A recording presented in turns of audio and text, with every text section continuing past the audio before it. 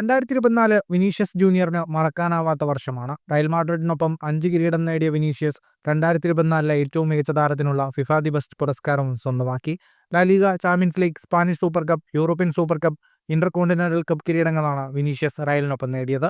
കളിക്കളത്തിൽ മികവുണ്ടെങ്കിലും വിനീഷ്യസിന്റെ പോക്ക് ശരിയായ പാതയിലല്ലെന്നും നെയ്മറിന്റെ സ്വാധീനം വിനീഷ്യസിനെ വഴിതെറ്റിക്കുകയാണെന്നും ജർമ്മനിയുടെ ഇതിഹാസ താരം ലോതർ മത്തേയൂസ് പറയുന്നു.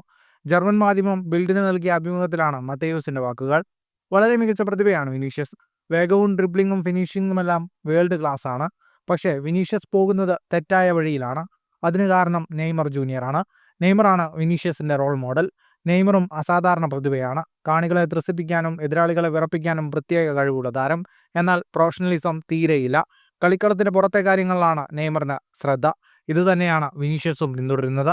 ഇത് വിനീഷ്യസിന് വിനയാവുമെന്നും മത്തേയൂസ് പറഞ്ഞു. 1990 ജർമ്മനിയെ ലോകകപ്പ് വിജയത്തിലേക്ക് നയിച്ച നായകനാണ് ലോതർ മത്തേയൂസ്. ഫുട്ബോൾ ലോകത്തെ കൂടുതൽ വാർത്തകൾക്കും വിശേഷങ്ങൾക്കുമായി സ്പോർട്സ് കഫേ ഇപ്പോൾ തന്നെ സബ്സ്ക്രൈബ് ചെയ്യുക.